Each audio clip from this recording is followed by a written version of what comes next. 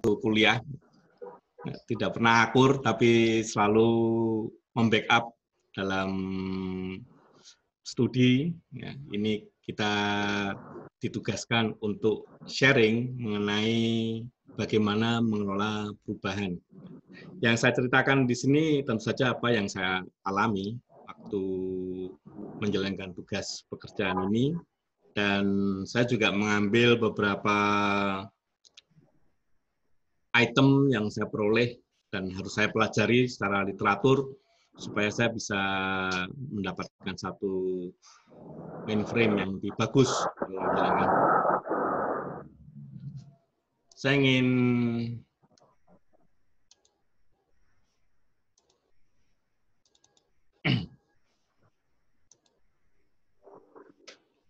menyampaikan.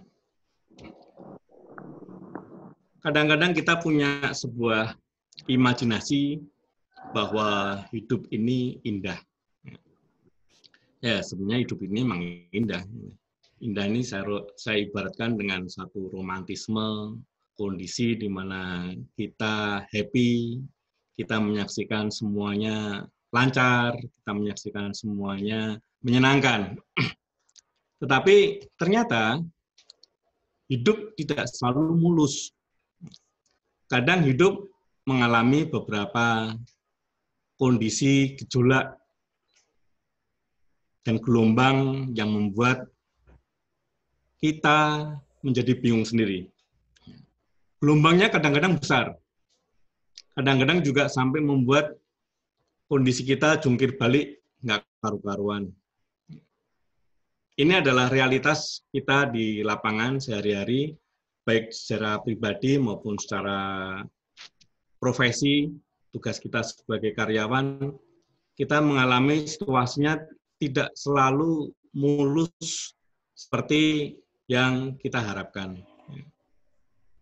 Hal-hal seperti ini tentunya harus membuat kita berpikir, apakah kita akan karam, lalu kita lepas dari kondisi perahu kita, ataukah kita akan bisa menjadi pemenang dalam perubahan ini.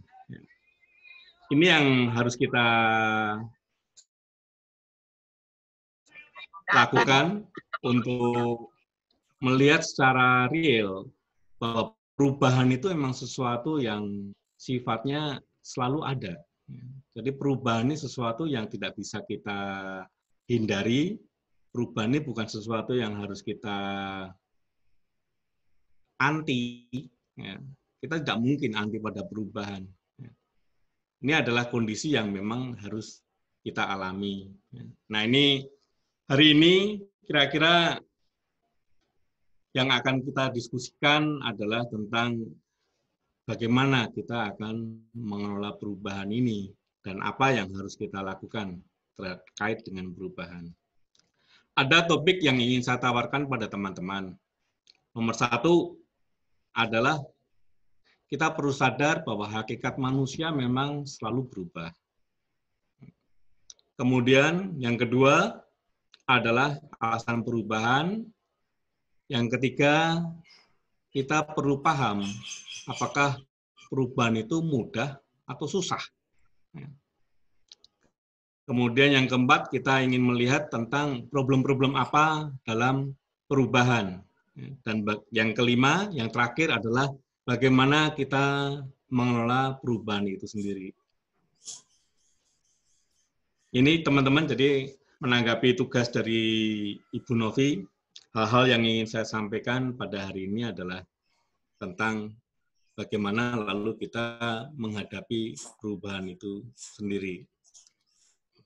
Saya akan masuk setelah pengantar ini, kita masuk ke topik yang pertama, bahwa hakikat manusia memang selalu berubah.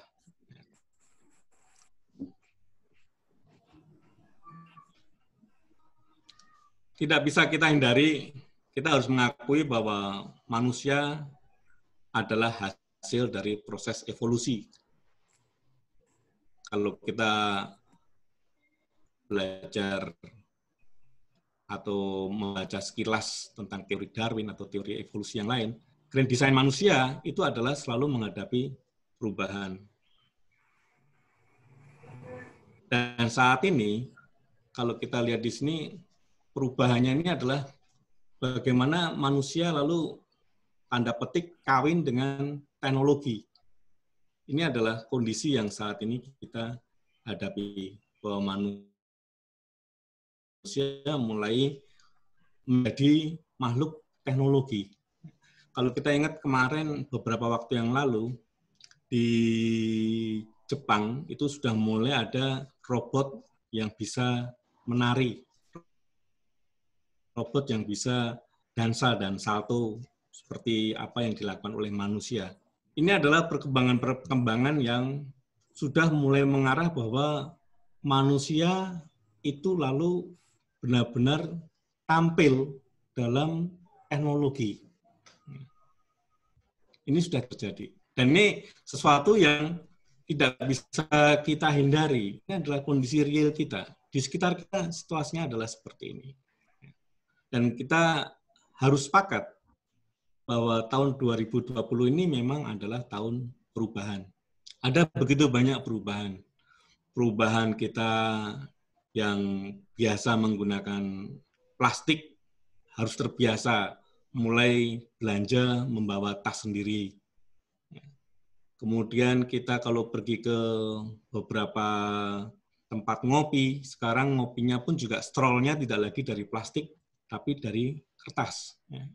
Hal-hal yang mungkin nampak kecil tentang perubahan, tetapi kenyataannya itu sudah mulai dilakukan sebagai tanda bahwa perubahan semakin cepat. Kalau kita lihat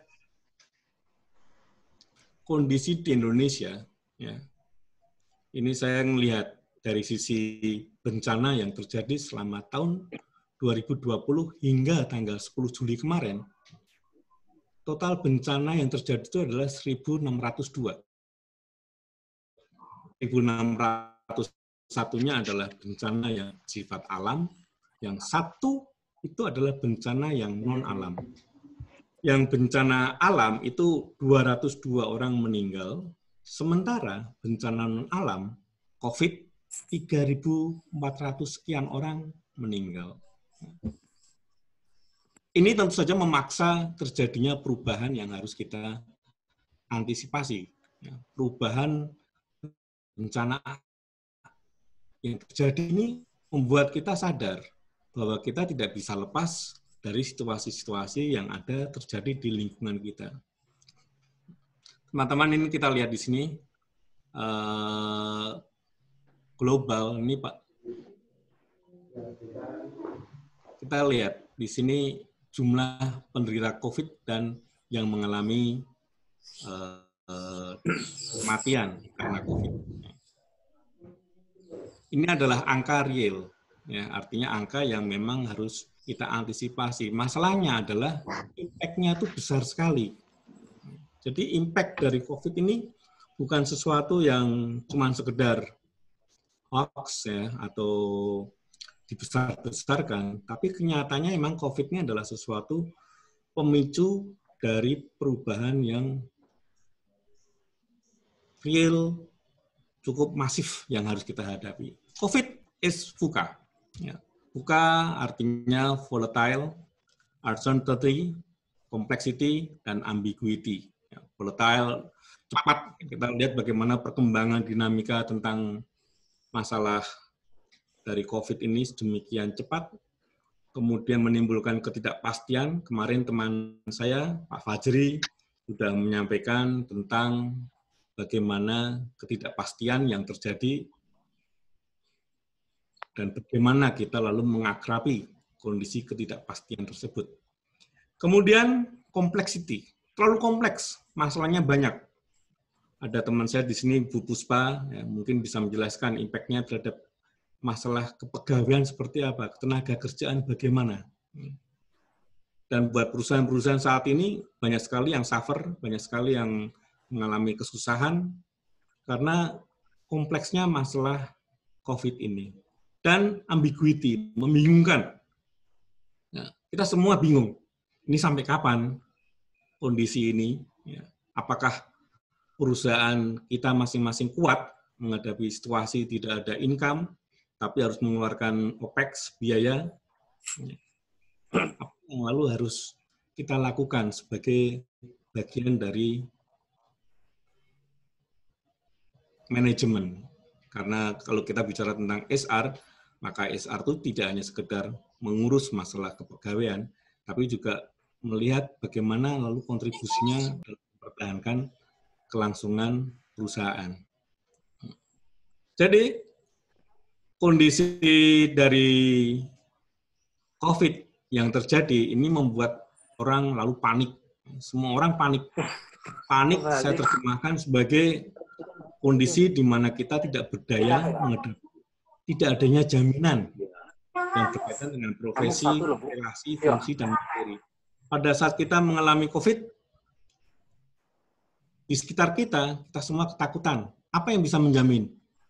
Oh, jahe. Jahe bisa membuat orang menjadi mempunyai daya tahan terhadap COVID. Semua orang beli jahe. Harga jahe membumbung. Masker diborong habis-habisan. Sampai sekarang kita mencari masker medis yang biasa di lapangan biasanya ada, sekarang mungkin masih susah. Hand sanitizer, semua orang borong. Kita melihat beberapa kondisi di luar, mereka semua rebutan untuk kertas toilet paper, sampai gebuk-gebukan, ya kan, ibu-ibu di sana panik, karena tidak ada saat ini yang bisa menjamin tentang situasi terkait dengan COVID yang ada di sekitar kita. Mau tidak mau, tahun 2020 kita tidak bisa melepaskan situasi bahwa COVID adalah trigger utama terhadap perubahan yang terjadi di tahun ini. Demikian banyak perubahan, COVID yang terutama yang menjadi pendorong dari terjadinya kondisi-kondisi di perusahaan. Lalu apa dampaknya? Nah, kalau kita baca di harian beberapa waktu yang lalu, maka dampak ekonomi dari COVID ini ada yang diuntungkan, ada yang mengalami kerugian. Yang diuntungkan itu ini, seperti tekstil, pembuatan ADP, lalu obat-obatan. Teman-teman tentu ingat ya, atau mungkin masih mengalami untuk beli susu merek tertentu itu bisa sampai dibatasi maksimal hanya 2,5. Kemudian kita beli beberapa suplemen kesehatan juga dibatasi.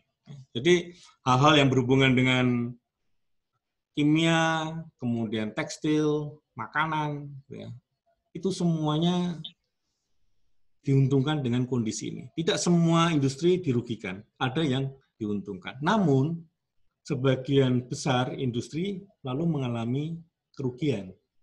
Kita lihat khususnya otomotif ya, karena saya berada di dunia industri ini yang sangat related dengan otomotif, kita mengalami sekali bagaimana situasi COVID ini berpengaruh terhadap pendapatan. Lalu pertambangan, transportasi, jasa konstruksi, dan perhotelan.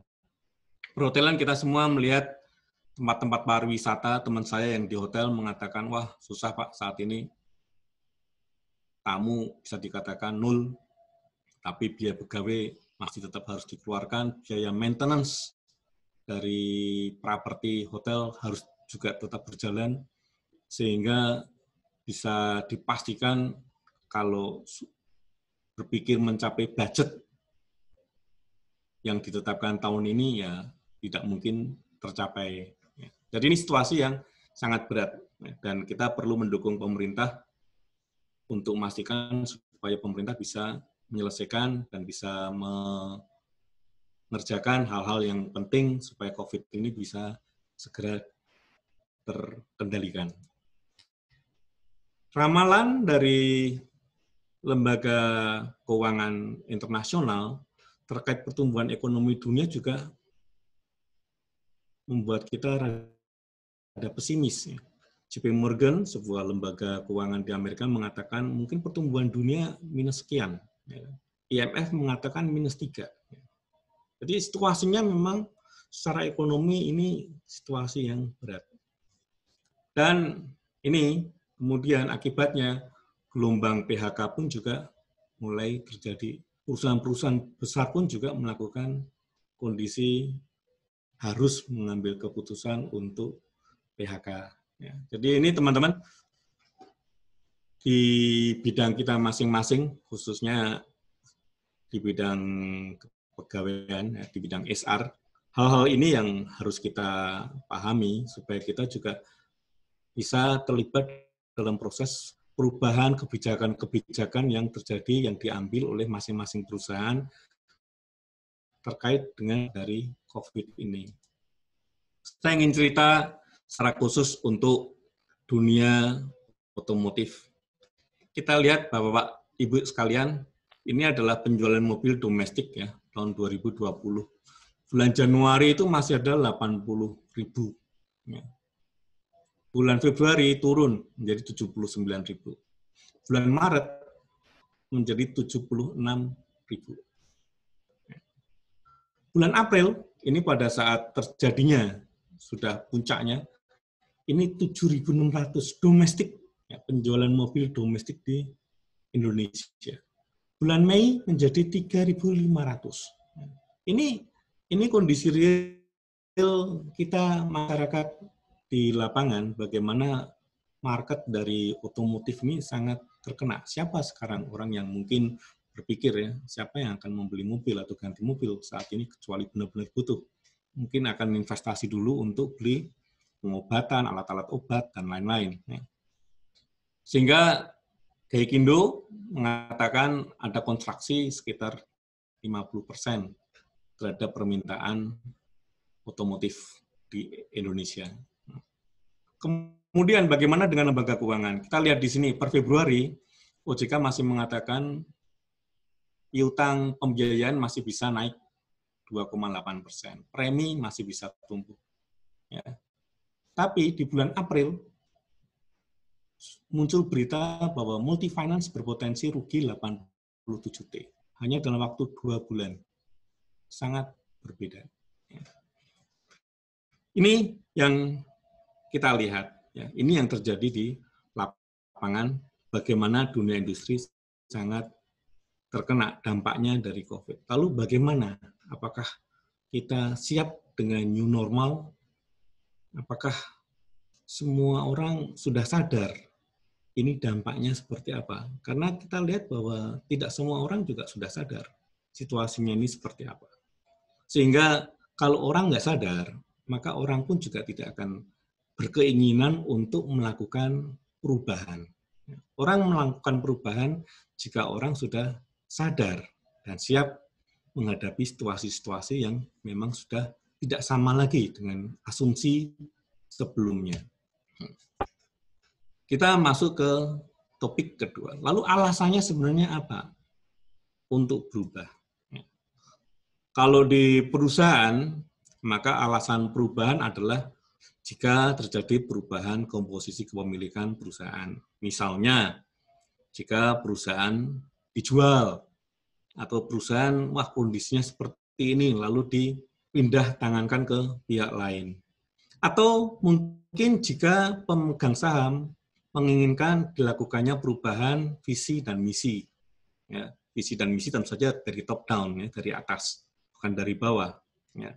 Atau mungkin perubahan pimpinan perusahaan yang mengakibatkan perubahan strategi dan fokus, atau perubahan yang berhubungan dengan risk appetite atau selera yang mau diambil dalam dunia usaha, ya, tingkat risiko seperti apa yang mau diambil. Sedangkan dari luar, kita melihat beberapa alasan dilakukannya perubahan adalah, pertama, dampak globalisasi. Saat ini globalisasinya plus pandemik plus globalisasi. Pandemik mengakibatkan globalisasi, ya, dan akibatnya adalah ke bisnis yang sampai ke mikro. Lalu kompetisi yang semakin ketat. Tadi Bu Novi pagi-pagi cerita bahwa beliau sedang melakukan program training sertifikasi. Sertifikasi tentunya akan membuat semua orang mempunyai kompetensi. Kompetensi satu dengan yang lain itu mengakibatkan bahwa lalu persaingan orang akan memilih, perusahaan akan memilih mana yang mempunyai kompetensi yang lebih tinggi menghadapi situasi-situasi yang lebih susah. Karena itu, kompetisi yang semakin ketat membuat terjadinya perubahan-perubahan. Kemudian, kemajuan teknologi, komunikasi, dan informasi. Nanti saya akan kupas secara khusus. Lalu kondisi perekonomian, perubahan kebijakan pemerintah atau regulator, IKTP, penerapan uang muka dalam dunia perbankan dan lembaga keuangan. Kemudian, adanya perubahan skala kebutuhan masyarakat, selera pasar, dan kemampuan bayar nasabah. Ini mungkin buat teman-teman yang tidak berhubungan dengan lembaga keuangan, lalu apa sih dampaknya? Misalnya begini, beberapa waktu yang lalu Presiden mengatakan bahwa ada relaksasi dari lembaga keuangan terhadap masyarakat yang mengalami kesulitan. Nah, itu statement itu lalu harus diterjemahkan oleh semua lembaga keuangan untuk melakukan kebijakan-kebijakan restrukturisasi utang dan lain-lain. Jadi dampak dari eksternal lalu membuat internal perusahaan harus melakukan perubahan kebijakan. Selera pasar yang berubah. Teman-teman, kita lihat beberapa waktu yang lalu mungkin kita masih akrab ya. Ini yang terjadi di Banjarmasin mungkin masih kita lihat ya, atau pasar-pasar tradisional. Tapi saya yakin sekarang Bapak-bapak, Ibu-ibu sekalian sudah jarang pergi ke tempat pasar-pasar tradisional. Mungkin sudah mulai ke tempat pasar supermarket, hypermarket dan lain-lain. Atau mungkin teman-teman mungkin sudah nggak di sini. Bapak Ibu mungkin sudah mainnya di sini ya, daripada belanja capek-capek harus keluar, harus bayar parkir, harus nyetir, harus mengeluarkan biaya transportasi, mending kita pakai gadget. Kita menggunakan begitu banyak fasilitas internet yang menawarkan kemudahan dalam berbelanja. Selera pasar berubah. Dan ini mengakibatkan perilaku masyarakat pun juga berubah dalam mengkonsumsi, menggunakan barang-barang atau menggunakan uang yang mereka miliki untuk memenuhi kebutuhan. Sudah nggak perlu lagi kita zaman dulu mungkin ya, zaman dulu, zaman sekarang mungkin masih ada beberapa. Kalaupun dilestarikan lalu sifatnya lebih ke arah warisan budaya. Tapi pasar-pasar seperti ini pun juga saat ini saya yakin juga sudah mulai berubah, gitu. Karena lalu orang malas kan pergi ke tempat yang becek, belanja ke tempat-tempat yang susah, gitu ya. Mungkin kita lebih senang pergi shopping, lalu tujuannya adalah untuk berwisata, gitu ya, nyari tempat-tempat yang kira-kira enak dikunjungi, dingin. Gitu ya. Tapi kalau Anda malas lah, Anda pasti ya hanya menggunakan sini aja. Dan saya yakin sekarang Bapak Ibu sekalian juga sudah terbiasa untuk belanja menggunakan barang-barang tersebut. Jadi teknologi komunikasi yang dulunya hanya kita pakai untuk berbicara, sekarang ternyata tidak hanya seperti itu. Perkembangan saat ini membuat manusia berkomunikasinya dengan benda, bukan lagi dengan sama manusia. Kita lihat di sini, teman-teman. Bagaimana internet merubah pola hidup. Zaman dulu mungkin manusia membawa tombak untuk berburu. Zaman sekarang orang membawa gadget untuk berburu. Dengan gadget, mereka bisa menjual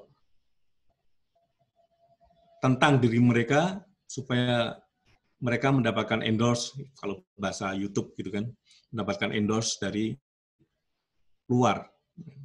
Jadi mereka lalu berburu follower.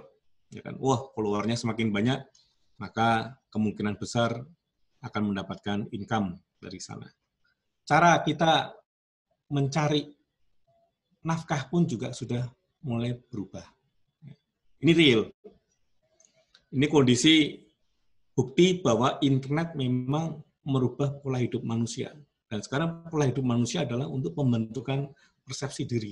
Ini yang kita jual. Dan akibatnya apa? Akibatnya adalah bahwa manusia sekarang, remaja-remaja kita, generasi milenial mungkin kalau bicara lalu pendek-pendek. Cukup kalau di Twitter itu malah cuman 140, sekarang menjadi 250 karakter. Cukup 250 karakter berbicara pikirannya apa yang bisa kita gunakan, dan itu akan membuat kita nge-like atau tidak like atau menyerang apapun yang bisa kita lakukan dengan menggunakan media sosial, menunjukkan jati diri kita, ya, menunjukkan persepsi diri kita. Dan lalu tetap terjadi adalah bahwa orang menggunakan media sosial itu sekarang juga sebagai salah satu cara untuk mencari nafkah. Mungkin era saya dan Bu Novi, yang zaman dulu kalau nulis panjang lebar, komunikasi bicara via telepon, dan lain-lain, sekarang sudah berubah di zaman dari kita.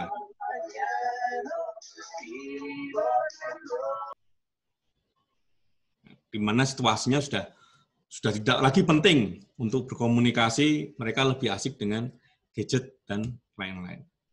Jadi itu yang terjadi. Namun yang harus kita sepakati adalah bahwa perubahan, apapun alasannya, harus mengarah pada sebuah perbaikan.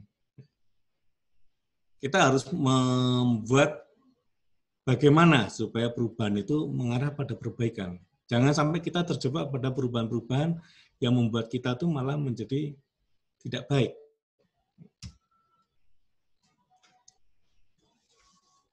Itu kira-kira sampai ke topik kedua. Jika ada pertanyaan nanti silahkan dicatat. Kemudian perubahan sulitkah? Dari guru manajemen, ya, mengatakan bahwa hanya 30% kemungkinan terjadinya keberhasilan untuk mencapai hasil yang diinginkan. Jadi perubahan itu memang harus kita desain, ya. Kita harus pahami bahwa menghadapi perubahan itu kita tidak bisa hanya sekedar jalan di atas air, kemudian airnya berubah, lalu kita pun juga apapun situasinya terserah, yang penting kita tetap jalan. Ya. Tapi kita sudah harus melihat bahwa apa yang harus kita lakukan supaya kita bisa mencapai hasil yang diinginkan. Perubahan sulitkah? Susah. Tidak bisa saya katakan bahwa perubahan itu mudah. Situasi saat ini pun juga mengatakan bahwa perubahan itu susah. Di Jakarta, masa transisi normal ini sudah diperpanjang berapa kali. Kenapa? Karena orang untuk berubah dengan situasi new normal itu tidak mudah. Meskipun mereka tahu bahwa resikonya di luar ada kabar bahwa tidak menggunakan masker itu bisa terkena penyakit dan lain-lain. Kenyataannya tidak semudah itu. Semua orang tuh lalu menggunakan masker. Jadi kita masih melihat berita-berita, kalau kita nonton TV itu, polisi menghukum ibu-ibu nyapu karena dia tidak menggunakan masker, atau menilang, atau membuat supaya dia menyatakan ngapalkan sila-sila Pancasila dan lain-lain. Hanya sekedar menggunakan masker saja itu ternyata bukan sesuatu yang mudah. Ya. Ada penolakan di sini. Ya. Seolah-olah tidak nyaman, sesak nafas, dan lain-lain. Jadi, untuk mengalami kondisi, masuk ke kondisi transisi, ini harus melewati masa resistensi dan chaos. Ini bisa panjang, bisa lama, dan mungkin hasilnya lalu orang kembali pada konteks status quo. Mending kayak gini. Pak Fajri menyatakan bahwa yang namanya manusia itu berada dalam comfort zone yang seperti karet. Dan karet itu bisa melar panjang. Mungkin ini yang terjadi, bahwa untuk melakukan perubahan di titik awal, baru di titik awal, itu sudah melakukan penolakan. Di perusahaan pun juga saya yakin seperti itu. Saya pernah kerja di sebuah perusahaan, kemudian perusahaan itu menerapkan SAP ya, waktu itu SAP itu adalah satu ERP program untuk komputer, dan orang untuk membiasakan menggunakan SAP itu pun juga tidak mudah. Transaksinya ditumpuk, nanti aja kalau sudah banyak baru dijalankan. Padahal yang diminta adalah begitu ada dokumen segera diinput ke dalam SAP. Ternyata itu juga tidak mudah. Saya yakin teman-teman semua juga mengalami bagaimana perubahan-perubahan yang di tempat Anda semua itu tidak berjalan dengan mulus. Kadang-kadang berada di sini. Dan ini adalah situasi di mana kita sebagai bagian HR ini harus bisa mendorong teman-teman karyawan di perusahaan kita masing-masing tetap komit menjalankan perubahan-perubahan yang terjadi sampai timbul status quo yang baru. Apapun itu. Misalnya pembatasan perjalanan dinas, orang-orang lalu ngomel. Penerapan WFH pun juga tidak semua orang happy. Oh, saya tidak punya komputer, alasannya banyak. Ya. Tapi kita sudah harus mulai membiasakan kondisi ini. Ini yang terjadi dan harus kita dorong dari sisi human resources. Yang membuat perubahan itu susah, itu karena ada 3 problem perubahan. Problem perubahan itu, pertama adalah ketidakmampuan untuk melihat kebutuhan untuk berubah. Manusia masih cenderung merasa bahwa kayak gini saja sudah enak, kenapa harus berubah? Apa yang membuat manusia harus berubah jika sudah cukup, sudah merasa nyaman? Dia tidak melihat bahwa di luar sana situasinya sudah seperti itu. Karena itu kita perlu sebuah teleskop, kita perlu mempunyai wawasan yang luas untuk melihat kebutuhan untuk berubah itu apa. Apa kebutuhannya? Apa yang harus kita antisipasi? Misalnya, zaman dulu kami masih SD, tahun 70-an, mungkin kami belajar bahasa Jawa.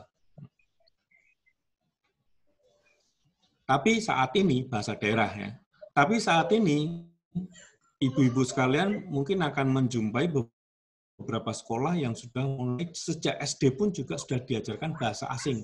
Ada bahasa Mandarin, ada bahasa Inggris. Kenapa? Karena mereka melihat ke depan, anak-anak harus mempunyai sebuah kemampuan, kompetensi untuk bersaing di luar sana. Apa itu? Bahasa. Ini adalah sebuah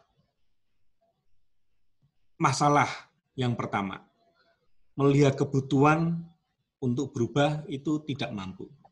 Yang kedua adalah ketidakmampuan memulai proses perubahan. Jadi, oke, saya tahu bahwa saya harus berubah, tetapi bahwa saya harus memulai perubahan, itu kok ya males ya. Saya harus mulai membiasakan menggunakan masker, kok ya males ya. Atau saya harus menjaga jarak, atau tidak salaman pada saat ketemu sama teman, kok susah ya. Ini adalah hal-hal yang menunjukkan bahwa kita susah ternyata untuk memulai sebuah proses perubahan. Padahal mungkin itu tidak sesuatu yang sulit, tapi memang membutuhkan sebuah pemahaman bahwa oke, ada kebutuhan untuk berubah dan saatnya sekarang kita harus melakukan perubahan. Kemudian Yang ketiga adalah ketidakmampuan untuk menyelesaikan proses perubahan. Jadi di tengah jalan lalu orang sudah merasa capek dengan situasi ini, mending udahlah kembali lagi ke cara yang lama. Ini sering sekali terjadi, termasuk di lingkungan dunia usaha, perkantoran, dan lain-lain. Begitu sudah jalan, sudah kita tetapkan satu SOP, ternyata SOP itu menghadapi banyak rintangan, lalu caranya bukan mencari sesuatu, tapi kita mundur ke belakang, udahlah, kalau gitu SOP-nya dibuang aja. Kembali ke cara yang lama. Padahal tantangan di depan itu nyata, dan memang harus atau semua perbankan menggunakan teller. Tapi saat ini sudah mulai banyak fungsi teller yang digantikan dengan ATM. Bahkan untuk store pun juga sudah mulai menggunakan ATM. Kenapa ini bisa terjadi? Karena dunia perbankan memahami perkembangan teknologi akan memudahkan cara kerja dan meningkatkan efisiensi. Nanti Bu Diah akan menjelaskan tentang masalah efektivitas dan efisiensi menghadapi ini, mungkin hal-hal itu juga tergambarkan bagaimana lalu perusahaan menjadi lebih efisien dengan situasi-situasi yang ada pada saat ini. Teknologi mau nggak mau pasti akan berperan. Kalau di tempat kami, dulu kita itu ya hingga sekarang juga masih melakukan, kalau survei ke nasabah menggunakan karyawan pergi ke rumah, lalu ke rumah nasabah maksudnya dokumen apa yang harus dikumpulkan, dan semuanya dibawa dalam bentuk hard copy untuk dipelajari. Tapi saat ini mulai kita menggunakan mobile survei dengan sistem yang ada di gadgetnya, di handphonenya, orang pergi ke nasabah, rumahnya difoto, orangnya difoto, buku rekening korannya semua difoto, semuanya. Lalu sudah tidak lagi kita harus membawa tumpukan kertas-kertas dalam dokumen aplikasi kredit. Ini adalah contoh bahwa kalau kita melihat ada kebutuhan kita untuk berubah, kita harus memulai dan kita harus menyelesaikan. Karena begitu kita tidak mampu untuk pada salah satu kondisi, maka kita berarti akan mundur ke belakang. Sama seperti kondisi yang ini tadi, ya, kalau kita lihat. Ya. Ini saat-saat tidak enak, ini saat-saat tidak nyaman bekerja dengan cara kerja yang baru. Tapi begitu kita sudah mulai membuat karyawan kita mampu untuk memahami kebutuhan itu, bahwa ini harus tetap dijalankan, maka orang pun juga semakin lama akan semakin terbiasa. Ya, jadi proses di sini itu memang proses yang susah. Ini akan sangat susah kalau kita tidak tahu kebutuhan perubahannya di mana. Ngapain kita harus berubah? Ya. Ada hal lain, ada hal di luar kondisi yang ada pada saat ini. Ya, tapi kenapa harus berubah? Ya, resistensinya tinggi. Ya. Dan yang terjadi malah lalu chaos. Semua orang tidak happy, semua orang komplain, lalu muncul bisik-bisik di belakang, di kamar mandi, dan lain-lain. Ya. Tanda ketidakpuasan terhadap manajemen. Lalu kalau ini tidak bisa dipecahkan, lalu karyawan tidak bisa 100% mendukung pada rencana perubahan tersebut. Padahal yang kita harapkan adalah bahwa karyawan sudah harus mulai involve ya, dengan cara kerja yang baru, dengan visi yang baru. Karyawan harus sudah mulai ikut dan mendukung perusahaan. Jadi ini yang membuat bahwa problem perusahaan itu biasanya mengalami kesulitan-kesulitan ini. Apakah saat ini di perusahaan kami sudah tuntas? Belum. Ya, ada banyak perubahan dan itu bukan sesuatu hal yang mudah untuk menghadapi perubahan-perubahan tersebut. Ya.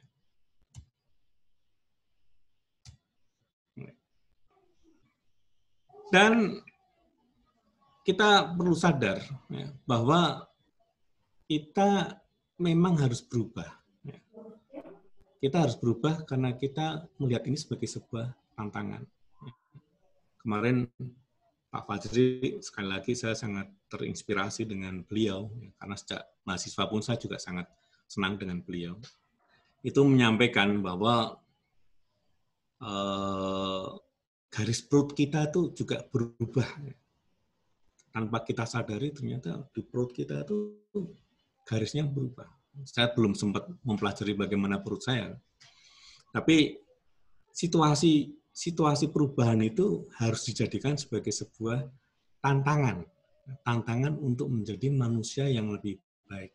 Dan dalam challenge ada change. Ya. Tantangan itu kalau bahasa Inggris nih, challenge, lalu di sini muncul change. Berapapun usia kita, tidak menutup kemungkinan kita bisa melakukan hal-hal yang luar biasa. Itu semua tergantung dari kita, bukan tergantung dari orang lain. Saya ingin membuat inspirasi sebagai berikut. Ini ada sebuah contoh film luar biasa. My name is Wang Dishun. I was born in and grew up in Shenyang, China. Many people got Filmnya to know belum me kelihatan after Pak I took Fajri. part in the fashion show. Sorry Pak, yuk. Sorry. Belum di screen sharing. Oh, sorry. Ya. Yang itu di stop dulu terus ganti yang baru. Oke. Oh, saya belum sharing kan. Iya. Ya. Tapi oke, saya cerita aja.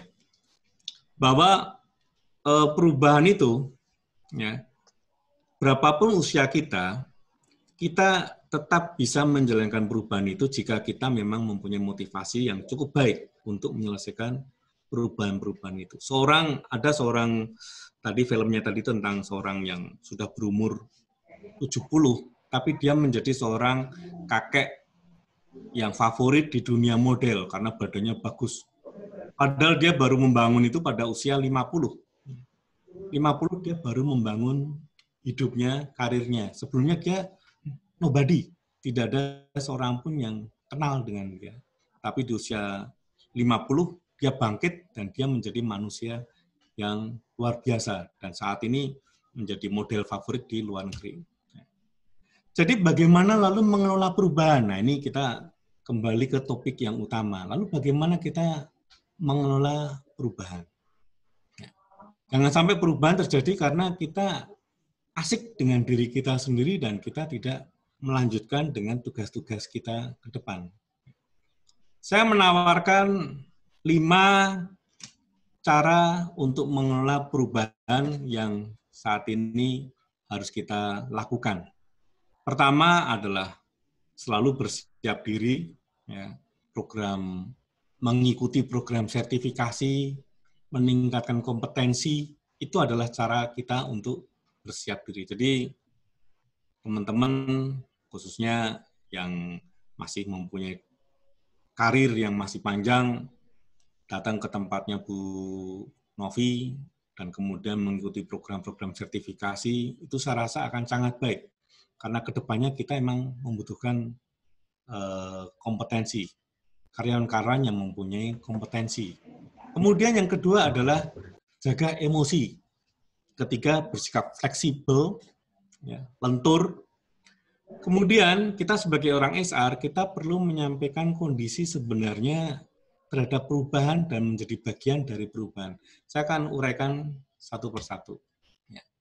Selalu bersiap diri itu adalah dengan cara menambah skill dan knowledge. Kita menjadi orang yang multitasking, multi competence. Misalnya Anda ahli di bidang rekrutmen, coba Anda juga mengembangkan diri untuk ahli dalam bidang training. Ya. Jadi jangan menjadi seorang spesialis, tapi coba Anda mengembangkan diri untuk memenuhi ekspektasi atau permintaan dari perusahaan. Ya. Dan ini hanya kita lakukan dengan cara belajar. Ya. Belajar terus. Jangan berhenti. Ya. Change is learning, learning is change. Ya. Berubah itu berarti belajar, dan belajar itu adalah untuk merubah. Ya.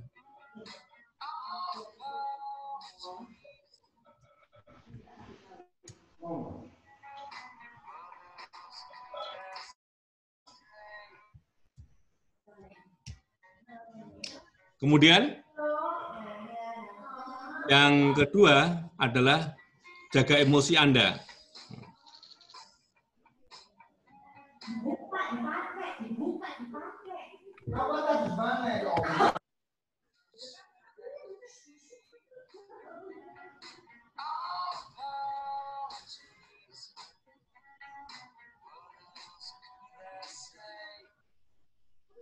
Bagaimana cara menjaga emosi kita? Kita harus secara real mengalami atau menerima kenyataan bahwa perubahan itu memang sesuatu yang memang itu harus terjadi. Ya. Jadi jangan kita defense, jangan kita marah menghadapi perubahan karena itu Anda akan capek. Ya. Kita akan capek baik fisik maupun mental menghadapi perubahan-perubahan itu. Ya. Jadi menghadapi perubahan itu adalah dengan smile dan positive attitude. Ya. Bukan hanya dengan positive thinking, ya, tapi juga perasaan. Ingat ya kemarin bagaimana beradaptasi terhadap ketidakpastian adalah dengan tidak hanya sekedar jump ke positive thinking, tapi kita juga harus memiliki positive attitude, positive feels, ya, smile, yang tulus, yang benar-benar datang dari diri kita. Supaya itu akan membuat Anda merasa lebih nyaman dalam menjalankan perubahan. Kemudian, bersikap fleksibel. Pengalaman saya itu semakin kita kaku menghadapi perubahan, misalnya perubahan direksi, perubahan atasan kadang-kadang kan pasti teman kita semua Bapak Ibu sekalian mengalami atasannya berubah gitu ya.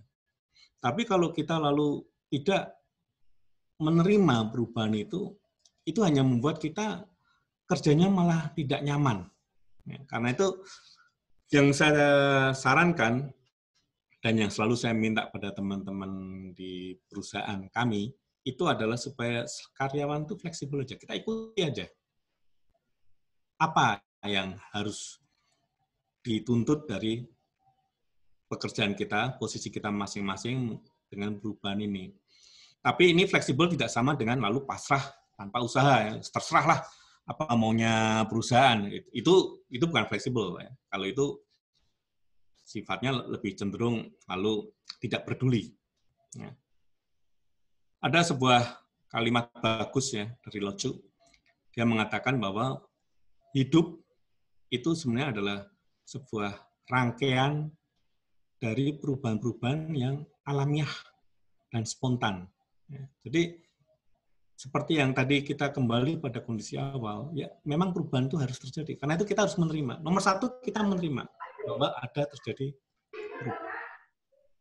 Kemudian sebagai bagian dari HR, maka kita harus menyampaikan pada seluruh karyawan di perusahaan tentang kondisi real yang membuat perubahan itu harus terjadi. Nah, tadi kita lihat problem pertama kan tentang ketidakmampuan memahami kebutuhan untuk berubah. Nah ini sekarang kita sebagai orang HR kita tahu, oke, kita tanya apa sih sebenarnya kebutuhan perusahaan ke depan untuk berubah. Dan ini yang kita sampaikan kepada seluruh karyawan kita. Ini loh situasinya seperti ini. Supaya mereka tuh tidak hard feeling, mereka tidak marah, mereka tidak kecewa dan jengkel. Ini kenapa sih kok harus berubah lagi? Udah enak-enak. Semua karyawan harus memiliki pemahaman yang sama terhadap kebutuhan untuk dilakukannya perubahan. Ya.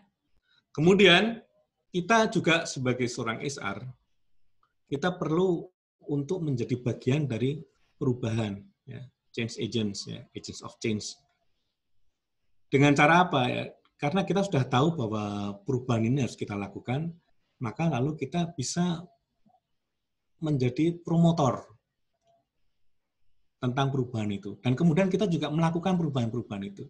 Misalnya, manajemen minta seluruh karyawan lebih disiplin. HR tentunya harus menjadi role model, agent of change, untuk melakukan perubahan itu. Ya, kita harus datang lebih pagi. Kita harus datang dan siap di tempat kerja lebih duluan daripada karyawan yang lain. Supaya mereka melihat, oh ya, orang HR sudah memberi contoh, dan kemudian kita lalu bisa mendorong. Kalau kita sendiri tidak melakukan perubahan itu, apapun bentuknya, tadi yang saya contohkan adalah masalah kedisiplinan, bagaimana kita bisa membuat dan mendorong karyawan lain untuk terlibat dalam perubahan. Jadi, supaya karyawan bisa terlibat dalam perubahan, maka kita perlu untuk menjadi atau mencari orang-orang yang bisa digunakan sebagai change agents. Ini penting sekali. Siapa? Biasanya lalu yang kita minta adalah pimpinan divisi atau department head, atau mungkin para supervisor, atau mungkin informal leader yang ada di tempat-tempat kerja supaya mereka menjadi involved dalam proses perubahan. Ya. Intinya adalah sekali kita melangkah, kita tidak akan berada di atas air yang sama. Ini Heraklitus mengatakan bahwa kalau kita melangkah di atas sungai, maka air yang kita injak itu tidak pernah sama. Semuanya mengalir. Dan sekali perubahan sudah dicanangkan oleh manajemen, karena situasi di luar maupun situasi di dalam perusahaan, maka kita harus menjalankan tugas untuk melakukan perubahan itu sampai tuntas. Ya, sekali lagi, kita sudah tahu kebutuhan perubahannya itu apa, kita mendorong supaya karyawan itu mulai melakukan perubahan, dan yang ketiga, kita menyelesaikan perubahan itu. Ya. Baik, dan kemudian closing-nya, ya, the best preparation for tomorrow is doing your best today. Ya, ini kalimat ini sangat bagus sekali, selalu saya gunakan. Bahwa untuk menyiapkan hal-hal yang akan terjadi di kemudian hari, maka yang paling penting itu sebenarnya adalah dengan melakukan yang terbaik pada hari ini. Ya, jadi hari ini misalnya kita diajak oleh Bu Novi ini, saya juga sangat senang sekali. Ya. Dengan program ini kita sempatkan untuk belajar 1 jam hal-hal apa yang bisa kita ambil added value buat kita. Ya, tidak semua menjadi added value. Apa added value buat kita, dan kemudian kita kembangkan sendiri dalam dunia kerja kita, dalam kehidupan kita masing-masing, dalam aktivitas kita masing-masing. Ya. Jadi saya simpulkan, perubahan itu sebuah kepastian. Tidak bisa kita tolak. Perubahan akan terjadi. Kita harus sepakat bahwa perubahan yang kita lakukan harus mengarah pada kondisi yang lebih baik. Jangan sampai kita mundur ke belakang. Perubahan ini penting. Kemudian kita sadar, menghadapi perubahan memang bukan hal yang mudah. Butuh suatu effort, butuh energi, karena itu kita perlu sehat untuk menjalankan perubahan. Dan kita selalu siap dengan situasi-situasi yang memang harus berubah. Dan terakhir, yang paling penting, esensi dari sebuah perubahan itu bukan tentang siapa manajernya, siapa pimpinannya, tapi esensi dari sebuah perubahan adalah tentang perilaku. Perilaku apa yang akan kita rubah? Misalnya, kalau di Jakarta, Pak Anies sebagai gubernur mengatakan bahwa tolong semua masuk dalam transisi normal. Ya. Kita semua harus sepakat bahwa kita harus melakukan transisi normal itu. Ya. Karena apa? Karena itu untuk kebaikan kita sendiri. Jadi terlepas dari masalah suka tidak suka terhadap atasan kita, terhadap pemerintah kita, ada hal-hal yang memang kita harus jaga untuk diri kita sendiri dengan kebiasaan-kebiasaan baru, new normal yang harus kita lakukan. Jadi ini berangkat dari perilaku, dan perilaku itu berarti adalah berangkat dari diri kita masing-masing. Ya. Dan terakhir adalah berubah itu memang susah. Tetapi yang kita pelajari pada saat ini, tidak berubah, itu berarti fatal. Ya. Perusahaan bisa saja mengatakan bahwa nggak perlu, kita tidak terkena dampak dari kondisi COVID. Ya. Tetapi kenyataannya kita memang harus berubah. Ya. Baik, Ibu-ibu, Bapak-bapak sekalian, Bu Novi, dan teman-teman sekalian, ini kiranya paparan yang ingin saya bagikan terkait dengan materi keempat tentang bagaimana lalu mengelola perubahan. Jika ada masukan buat saya, hal-hal yang bisa saya kembangkan atau beberapa diskusi pertanyaan, ya monggo nanti kita diskusikan bareng-bareng apa yang bisa kita lakukan. Demikian Bu Novi. Oke, Terima kasih waktunya. terima kasih Pak Yoyo. Bapak Ibu sekalian, kita berikan aplaus ya virtual kepada Pak Yoyo yang telah menyampaikan materinya. Tetapi sebenarnya acara ini belum selesai artinya karena kita masih membuka sesi tanya jawab gitu. Tidak mungkin saya tidak perlu mengulang beberapa poin karena di Pak Yoyo sudah menyampaikan beberapa kesimpulan dari materi yang sudah disampaikan. Monggo yang mau bertanya bisa mulai angkat tangan dan kemudian atau mau menuliskan pertanyaannya di kolom chat. Jadi perubahan itu adalah abadi termasuk pada saat tahun sekarang pun tahun 2020 tadi Pak Yoyo juga menyampaikan ada sekitar 1.600-an bencana lah kayak gitu ya yang kemudian ada satu bencana yang nggak ada seorang pun tahu akan datang dan tiba-tiba menghantam kita semua kena di seluruh penjuru dunia gitu dan orang nggak bisa berlindung di mana-mana. Mereka hanya bisa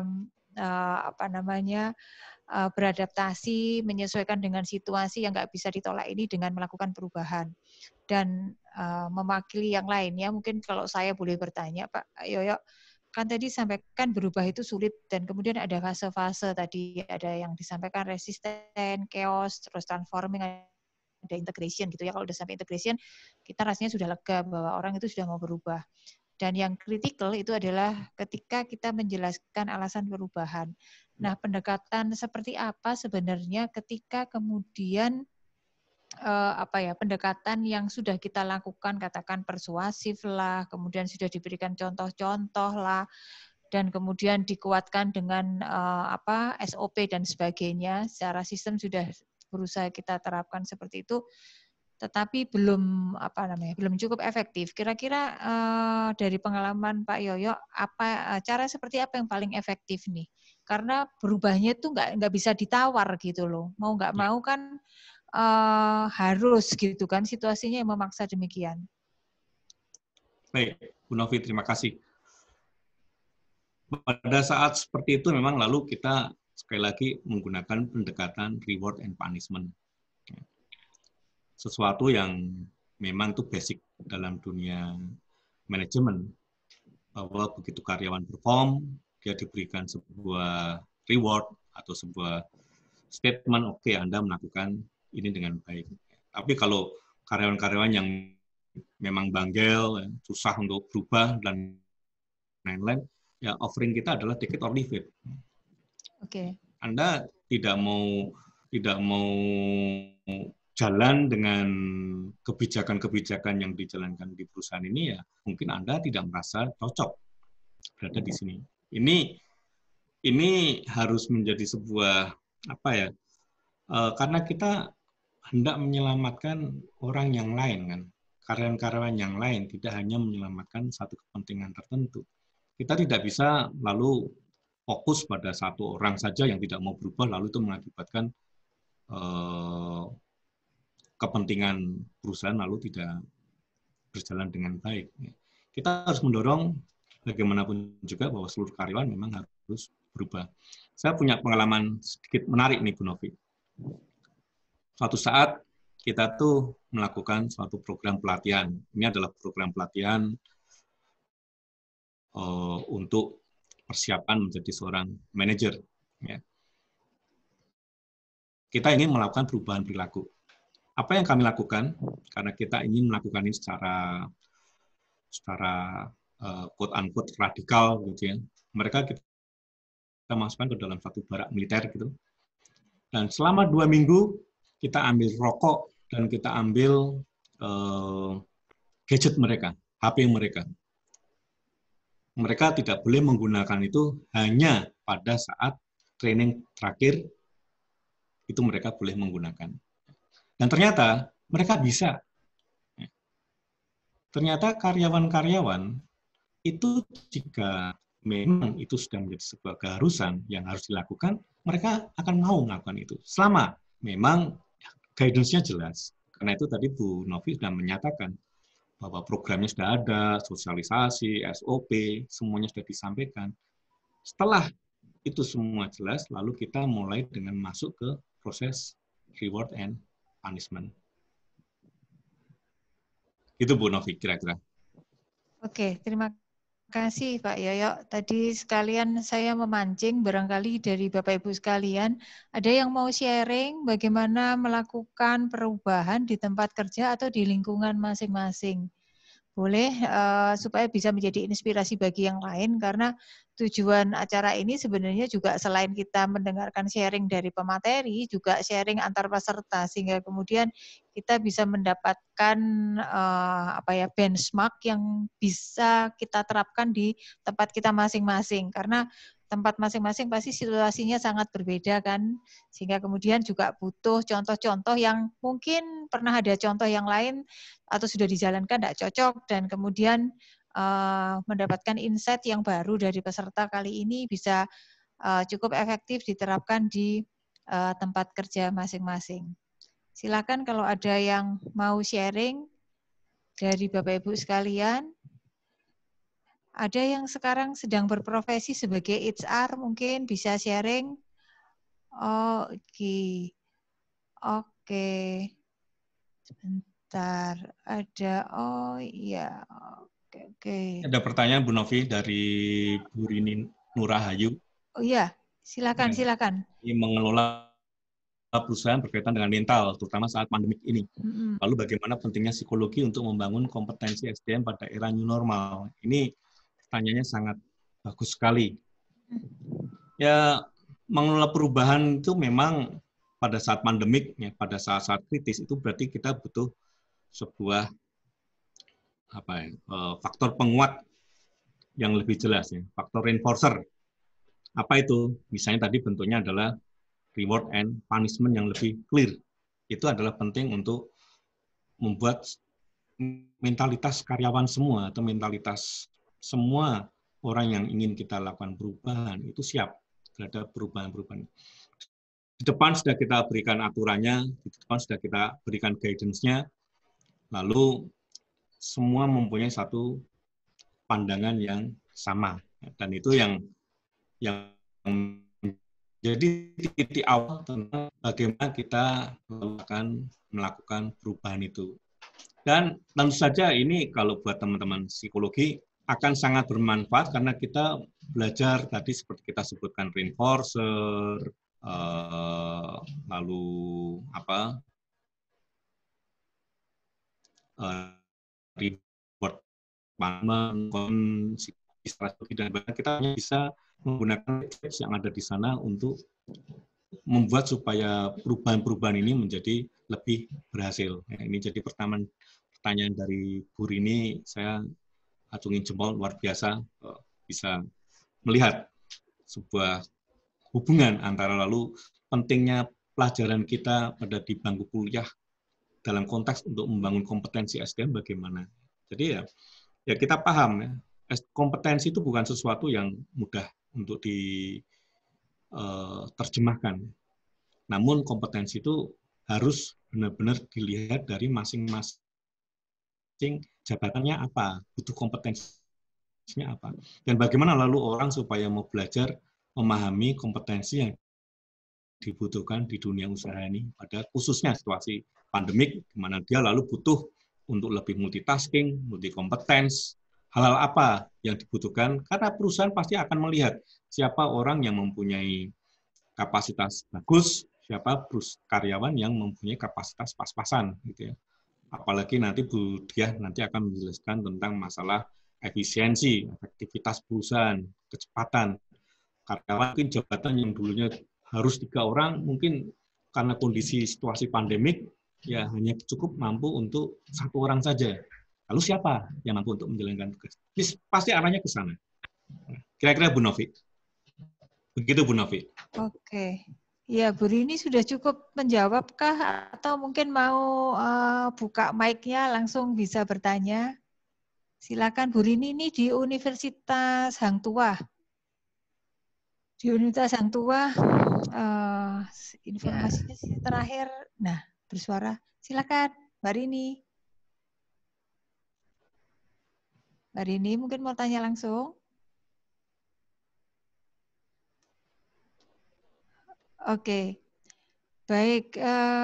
Pertanyaan Bu Rini sudah dijawab oleh Pak Fajri. Adakah pertanyaan yang lain mungkin dari Bapak Ibu sekalian? Oke, permisi Bu Novi dan Pak Aryoko. Ini ada Pak Jeffrey yang raise hand. Mungkin mau oke, menanyakan. silakan. Monggo Pak Silakan Jeffrey. dibuka. Pak Jeffrey silakan bisa tanya langsung. Ya, selamat pagi Pak Yoyo. Yuk, siap. Ya, saya ingin bertanya sekaligus sharing pengalaman di beberapa hari lalu. Semoga ini nggak memberikan dampak negatif ya. Cuma saya bicara realita. Jadi beberapa hari lalu saya bekerja di startup company sebagai HCM director. Dan saya baru resign. Jadi saya give up dari perubahan gitu. Menyerah dari perubahan. Karena dari awal saya lihat perusahaan ini tidak konsisten pada pembangunan SDM-nya begitu. Apalagi sebuah startup company. Jadi dari awal saya lihat begitu banyak konflik-konflik yang berkaitan dengan kolusi dan nepotisme, belum lagi korupsi yang belum terungkap begitu. Jadi dari hal itu saya sudah prediksi ke depan bahwa perusahaan ini tidak akan berusia panjang begitu. Jadi saya putuskanlah 18 Juli kemarin saya give up. Artinya saya tidak mungkin bisa menjadi change agent atau agen perubahan di perusahaan itu. Nah, apalagi si CEO atau pimpinan perusahaan ini selalu melakukan perubahan-perubahan yang yang tidak masuk akal yang saya katakan gitu. Jadi dan integritasnya memang tidak bisa kita minta pertanggungjawaban. Apalagi kembali lagi saya katakan terhadap kolusi atau nepotisme yang ada di perusahaan itu yang sangat-sangat menjadi kendala. Jadi ini perusahaan keluarga. Jadi saya ceritakan juga di Bali ini sangat banyak perusahaan keluarga yang model seperti ini. Dan ini hampir membuat saya depresi sepanjang karir saya di dunia SR atau human capital. Jadi menurut pandangan Bapak ya, bagaimana saya harus bangkit lagi begitu. Jadi istilahnya ilmu saya sekian puluh tahun itu tidak ada artinya di human capital. Dan memang saat ini juga saya sepertinya harus kembali ke bengkel atau ke komunitas saya untuk mereview lagi, memperbaiki diri gitu. Biarpun kesalahan ini tidak 100% dari saya. Begitu kira-kira. Terima kasih Bu Novi dan Pak Yo, mohon tanggapannya. Baik, Pak Jeffrey. Terima kasih masukannya. Luar biasa pengalaman Bapak untuk menjumpai pergulatan, kesusahan dalam menjalankan aktivitas untuk melakukan perubahan, khususnya karena ini juga tadi kalau kita lihat di materi alasan kita lakukan perubahan itu kadang-kadang adalah masalah dari sisi internal, itu selera pimpinan. Ya. Dan kalau misalnya perusahaan keluarga, tadi seperti yang diceritakan oleh Pak Jeffrey, ya mungkin lalu ini adalah menjadi tes dari pemilik perusahaan yang kadang-kadang kita tidak bisa menerima, mungkin karena Pak Jeffrey sebagai human capital manajemen di sana, pimpinan dari human capital di sana, lalu Pak Jeffrey melihat bahwa ini susah sekali kalau udah kayak gini, lalu hopes-nya tidak ada. Gitu ya. Sekali lagi, ini menyangkut masalah perubahan, ini berarti harusnya sifatnya top down, gitu ya, dari atas, pemegang perusahaan, pemilik perusahaan, mempunyai sebuah visi, visinya jelas, clear, tidak berubah-ubah, kita akan menuju kemana, dan lalu dari visi itu kita turunkan dalam beberapa rencana, strategi perubahan, termasuk khususnya dalam hal human capital. Masalahnya adalah bahwa jika yang di atas ini berubah-berubah visinya, ya, tentu sulit kita lalu untuk menerjemahkan perubahan ini kepada tim kita yang di bawah.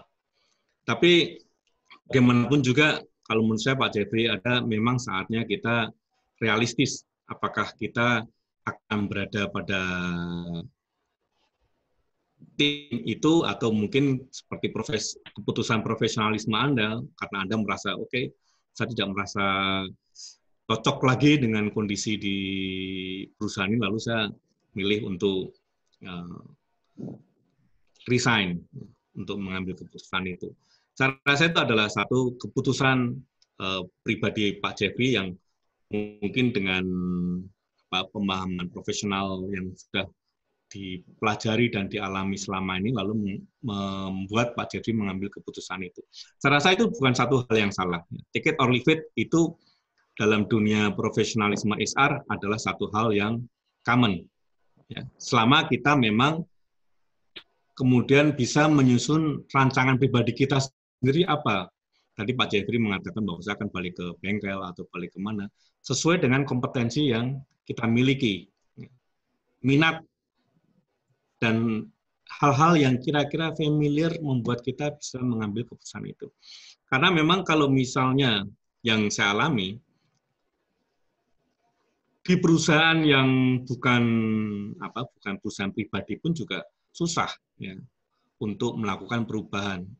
Hanya berbeda CEO saja itu juga bisa mengakibatkan pendekatan yang berbeda. Apalagi jika memang perubahannya itu benar-benar lalu ngambang ya. Kita tidak jelas nih perubahannya sebenarnya maunya kemana nih. Ya, apa yang mau kita ubah di sini. Jadi mungkin Pak Jeffrey nanti bisa membantu kita juga memahami ya, kalau seperti itu.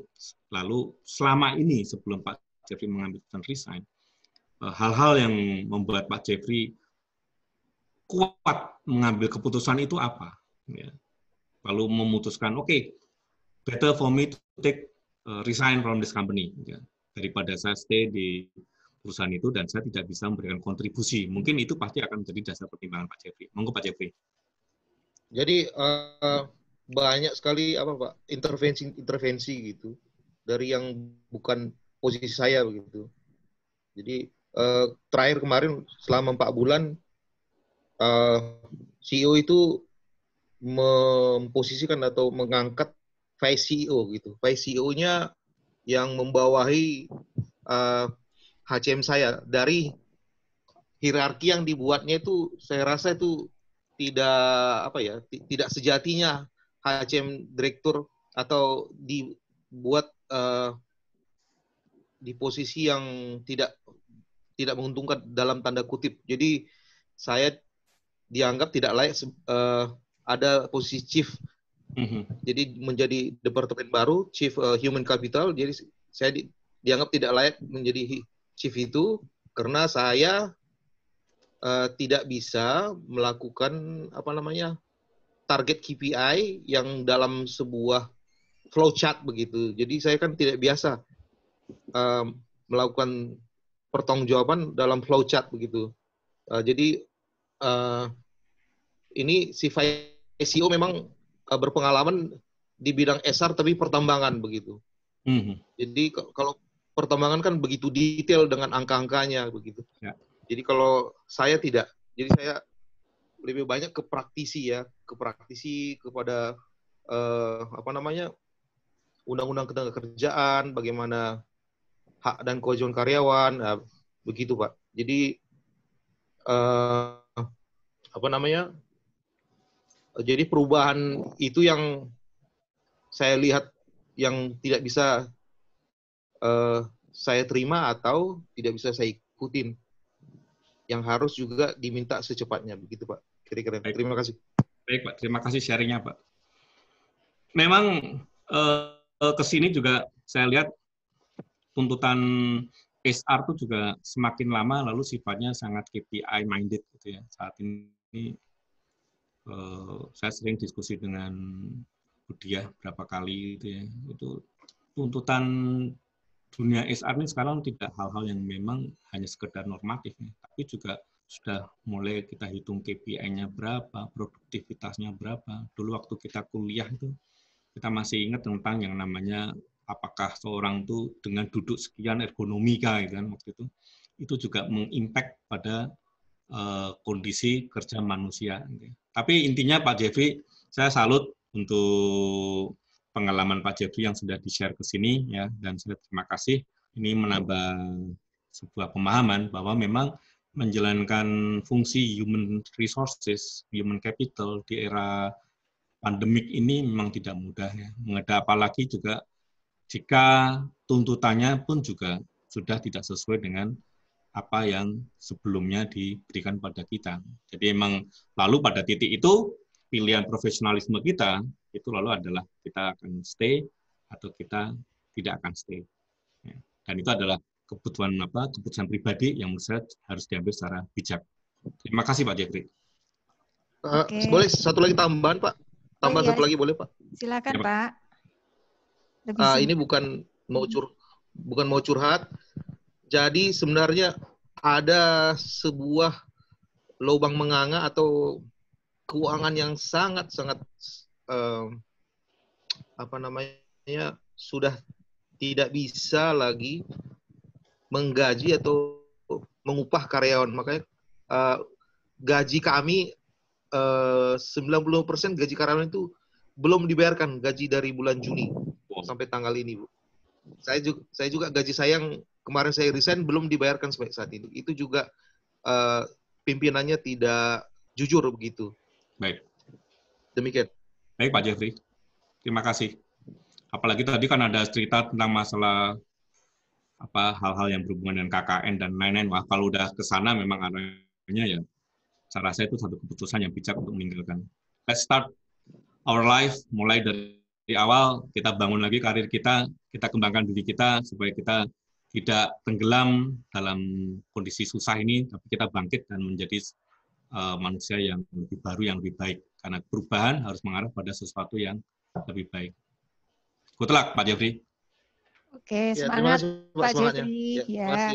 Terima kasih, Bu Novi. Ya, Pak Yo masih ada beberapa pertanyaan nih. Baik. Ya, agak extend dikit nggak apa-apa ya. Nanti jawabnya agak lebih dipadetin. Jadi ini ada pertanyaan dari Bu Yamami. Di kantor saya ada agent of change, tapi sebagian besar orang-orang belum merasakan kebermanfaatan change agent tersebut. Sudah banyak konsultan dan kerjasama yang dilakukan, tapi hasilnya masih belum terasa. Bagaimana ya mengatasinya? Kenapa stuck? Gitu. Lalu saya lihat pengelola perubahannya pun masih clueless gitu, jadi masih nggak terlalu jelas, sudah tahu tujuan umum perubahannya apa, tapi belum dapat menurunkan menjadi goals kecil. Pengelola perubahannya pun belum paham dasar-dasar dari OD, seperti itu Pak Yoyo. Baik. Sekalian mungkin saya jawab karena ada juga yang sharing tentang ini. Bagaimana jika yang sulit berubah itu adalah di jajaran manajer gitu ya. Tadi sekalian menjawab yang karena tadi change agent sekalian. Lalu ini pertanyaan yang hampir sama, mungkin bisa sekalian dijawab. Jika terdapat pimpinan yang melakukan perubahan justru bukan menuju ke arah yang lebih baik, namun mundur ke belakang, pimpinan tersebut merasa apa yang dilakukan adalah benar. Bagaimana kita dapat memberitahukannya agar dapat kembali ke standar perubahan yang benar menurut manajemen atau kondisi yang diperlukan sebenarnya? Itu Pak Yoyo, silakan. Baik. Kita berangkat dari pemahaman yang pertama dulu, ya, bahwa perubahan memang bukan satu hal yang mudah. Perubahan itu satu hal yang sangat sulit, kompleks, apalagi di tengah kondisi bahwa kita harus berubah. Mau nggak mau, saat ini kita harus berubah. Tidak ada kata waktu nanti, tidak kata besok, tapi kemarin. Ya, karena COVID-nya sudah terjadi kemarin. Jadi kalau kita berubahnya masih nunggu-nunggu nanti, maka perusahaan kita akan selesai. Dan seperti yang tadi yang dialami, lalu kita sulit untuk bayar gaji karyawan, susah untuk itu, akhirnya lalu banyak orang yang dikorbankan. Jadi bagaimana kalau misalnya change agents kita gagal untuk melakukan tugas perubahan itu? Change agents itu kita pilih, tentunya juga tidak asal. Manajemen dalam memilih change agents itu pasti juga sudah melihat track record-nya, kemudian mendapatkan penjelasan paparan yang lebih konkret, lebih detail dari pihak manajemen, supaya mereka, para change agent ini benar-benar mengetahui apa yang diharapkan supaya mereka bisa melakukan tugasnya. Jadi, jika change agents kemudian malah tidak bisa bekerja sama dengan manajemen dalam kondisi perubahan, ya mungkin change agents-nya tidak cocok. Kita perlu mereview kembali, change agent-nya sudah masih mempunyai komitmen yang sama atau tidak dalam melakukan perubahan. Pasti kita menjumpai beberapa orang yang kita harapkan bisa menjadi change agents, bisa memberikan influence, good influence pada teman-teman yang lain, tetapi ternyata mereka tidak melakukan tugas itu dengan baik, malah lalu menjadi provokator untuk melakukan beberapa hal yang sifatnya menyusahkan. Dalam hal ini, menurut saya, ada titik-titik di mana perusahaan lalu harus clear. Aturan mainnya seperti apa? Jelas. Kamu bisa menjalankan atau tidak. Jika tidak, oke, kita lakukan pembinaan. Apa yang bisa kita buat supaya karyawan ini yang kita harapkan menjadi change agents, dia bisa kembali kepada ekspektasi kita. Tapi kalau memang tidak bisa mengikuti ekspektasi kita, ya perusahaan bisa memilih dari sekian banyak change agents yang bisa melakukan siapa dari sekian banyak karyawan, termasuk di jajaran manajemen, yang mempunyai satu komitmen yang cukup kuat, ya, suatu sense of belong yang cukup kuat terhadap perusahaan ini, supaya perusahaan ini bisa menjalankan perubahan tersebut. Menjadi change agent itu juga tidak mudah, ya, karena butuh sebuah kondisi bahwa dia benar-benar menerima, dia cukup berkompeten untuk melakukan perubahan tersebut. Dan tentunya manajemen harus berhati-hati sekali untuk menetapkan siapa yang akan kita pilih menjadi change agents. Karena itu pertanyaannya, kalau misalnya sudah kita minta untuk menyusun beberapa rancangan perubahan dan lain-lain, ternyata dia tidak mampu untuk melakukan itu, ya jangan dipaksa. Ya, karena ini nanti akan berpengaruh pada organisasi yang lebih besar. Kita mungkin tidak akan menetapkan lalu untuk punishment atau untuk sampai terminasi, gitu ya, bukan. Tapi karena ini konteksnya adalah niat baik perusahaan untuk melakukan perubahan, untuk menyelamatkan karyawan, lalu kita benar-benar memilih figur-figur mana saja yang kira-kira mempunyai kapasitas dalam menjalankan tugas sebagai change agents. Karena itu, HR adalah tim yang harus solid menjalankan fungsi sebagai change agents. Ya, sebelum HR memilih orang lain juga, tapi tim HR itu harus benar-benar solid menjadi change agents. Ya. Selanjutnya, tim HR membantu manajemen untuk mencari orang-orang dengan data yang kita punya, kompetensi, kualifikasi, hasil PA, ya kan, performance appraisal, kemudian beberapa catatan yang kita punya, orang ini pernah melakukan pelanggaran atau tidak, fraud atau tidak, ya. Pernah dikasih SP untuk hal-hal yang berhubungan dengan harassment mungkin. Jangan sampai kita memilih orang yang salah. Ya. Kita harus benar-benar memilih orang yang mempunyai pakem yang solid untuk mendukung perubahan tersebut. Karena perubahan itu susah. Kalau perubahan dijalankan oleh orang yang tidak punya komitmen, susah. Seperti tadi yang dialami oleh Pak Jeffrey tadi, ya, di mana manajemennya lalu tadi kalau kita mendengar ceritanya berubah-ubah, gaji tidak dibayar dan lain-lain. Ya, itu lalu membuat susah. Karyawan lalu kehilangan sense of belong terhadap perusahaan. Gimana kita? Aduh, susah nih. Ya. Keputusan untuk tidak menggaji karyawan pun juga sebuah keputusan yang susah. Apalagi jika keputusan itu tidak melekat atau tidak dirasakan kebutuhannya oleh karyawan. Itu tentang change agents, Bu. Kemudian, organization development itu sebenarnya adalah tentang change management. Ya, jadi kalau kita mengatakan organization development, inti dari organization development itu sebenarnya adalah tentang change management. Kita hendak mengembangkan sebuah organisasi. Ya. Dasarnya apa? Dasarnya entah ada produk baru, kebijakan baru, atau strategi baru, visi baru. Dan itu harus kita susun, tidak hanya dalam bentuk organisasi chart. Tetapi intinya adalah bagaimana kita memastikan bahwa hal-hal yang mau kita rubah ini, itu nanti benar-benar di lapangan berjalan. Lalu kita melihat apakah strukturnya masih sinkron apa enggak. Kalau enggak sinkron, kita desain di sana organisasi yang sesuai. Oh, kompetensinya sebelumnya tidak ada orang-orang yang mengisi posisi itu. Kita isi dengan posisi baru. Tapi sebelum kita ngomong organisasi, karena organisasi itu hanya alat untuk mencapai rencana perusahaan. Jadi kita jangan berpaku pada organisasi development, itu artinya adalah struktur organisasi. Tapi change management yang akan dijalankan oleh organisasi development itu lalu apa? Itu pernah saya alami di sebuah bank. Lalu saya pun juga belajar pengalaman dari sana. Bahwa intinya bukan tentang organisasinya, bukan tentang strukturnya, siapa lapor ke siapa, bukan. Intinya tentang perubahan seperti apa yang akan kita lakukan dengan adanya organisasi yang baru tersebut. Oke. Itu Bu Novi, kira-kira rangkuman yang saya singkat. Oke. Jadi tadi menjawab pertanyaan beberapa penanya, semoga cukup jelas ya. Ada satu lagi, mungkin ini pertanyaan terakhir, melanjutkan saran terkait pertanyaan pertama tadi, terkait reward and punishment. Bagaimana jika karyawan itu melakukan perubahan hanya karena reward saja, dan jika tidak ada reward, mereka tidak bersedia berubah. Kalau semua perubahan harus ada reward, juga akan menjadi beban bagi perusahaan tentunya, Pak. Apakah ada pendekatan yang lain gitu, Pak Yoyo? Baik, terima kasih. Ini reward and punishment itu sebenarnya tidak mesti harus dalam bentuk nominal.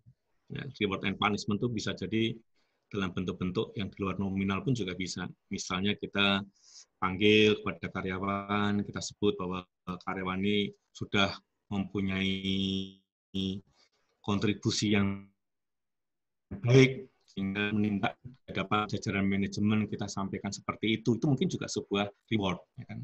Tapi memang pada dasarnya dalam kondisi yang biasa-biasa saja, reward punishment itu juga perlu kita lakukan supaya karyawan itu merasa tahu, ya, diperlakukan secara fair. Pada saat saya salah, saya diberikan sanksi. Pada saat saya baik, saya diberikan sebuah hadiah.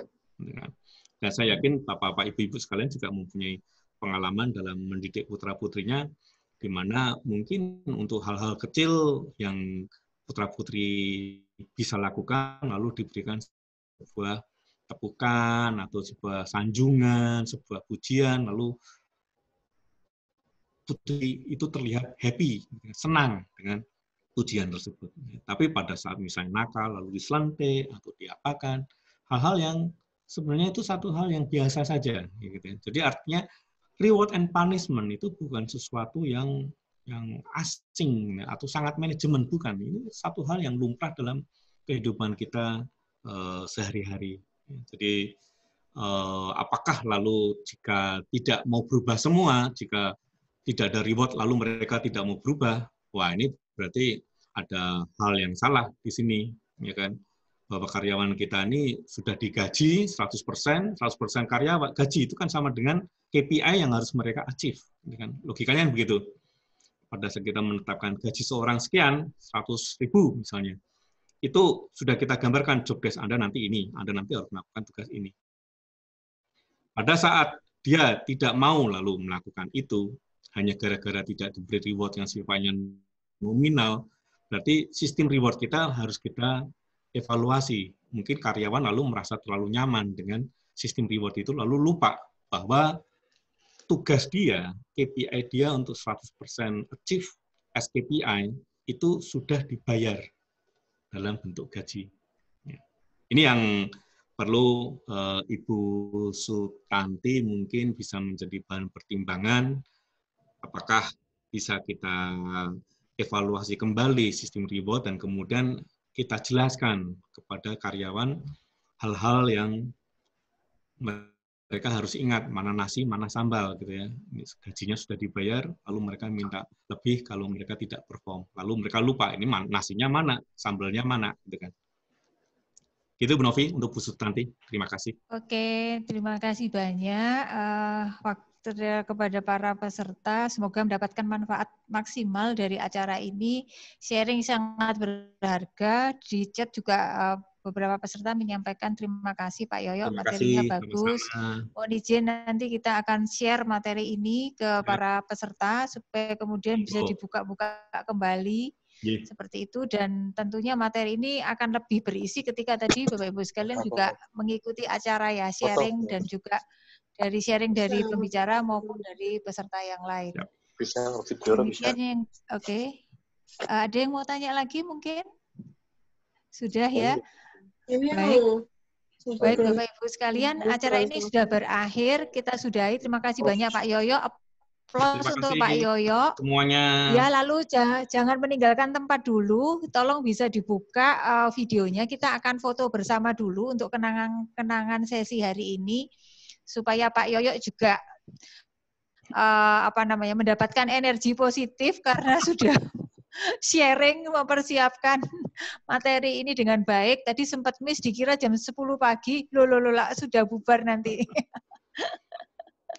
Jadi mungkin belum bangun ya, biasanya Sabtu-Sabtu masih klesetan. Ya, betul sekali. Jam 9. Oke, panitia mohon bisa dibantu untuk foto bersamanya. Saya diaba-aba aja. Silakan. Lalu untuk peserta, di akhir sesi ini, nanti setelah acara berakhir, kami akan bagikan link feedback yang gunanya adalah untuk memberikan masukan kepada kami supaya acara ini benar-benar memberikan manfaat maksimal dan improve dari waktu ke waktu. Jadi tolong bisa diberikan feedback kepada kami semua. Nanti juga insya Allah saya share kepada pembicara. Lalu materi akan dibagikan di WA grupnya. E-sertifikat nanti akan otomatis terkirim ketika Bapak Ibu selesai mengirimkan feedbacknya melalui email yang sudah disampaikan masing-masing, dan nantikan acara kami di hari Sabtu lagi yang akan datang, Sabtu tanggal 8 Agustus 2020, 8 Agustus, tetap jam 9 pagi sampai jam 10.30. Kita akan hadirkan pembicara dengan tema yang tidak kalah menariknya tentang analisa tulisan tangan, gitu ya, mengenal karakter melalui grafologi yang akan disampaikan oleh Bu Adin. Itu yang dapat saya sampaikan. Terima kasih banyak. Mari silakan kita foto bersama dulu. Pasang senyum yang paling manis. Silakan Alvin di aba-aba. Oke, sudah siap? Oke, ini ada 4 slide ya. Kita cukup 2 kali saja karena kita bagi tugas. Oke, 1, 2, 3. Oke, sebentar. Ini tiru-tiru Pak Widi. Minggu kemarin dia begitu ekspresif. Setiap foto tuh gayanya ganti-ganti. Oke, next. Slide selanjutnya. Oke, 1, 2, 3. Oke, baik, sudah Bu Novi. Sudah cukup, Aryo, sudah kena semua terima ya, kasih. nanti di grup Sudah. soalnya. Terima kasih banyak Pak Yoyo, dikasih applause lagi karena videonya sudah terbuka biar Pak Yoyo bisa lihat semua peserta. Tadi sampai bisa Terima kasih, Pak 86 Yoyo. peserta. Terima kasih. Sekarang sama-sama. sudah sebagian meninggalkan, tadi katanya Terima di kasih, jalan Pak Widi. sinyalnya jelek. Ya. Ya, terima kasih kepada para peserta dari bermacam-macam tempat. Ya, kita beruntung. Berterima kasih ke Corona karena kita jadi lebih mudah ketemu meskipun secara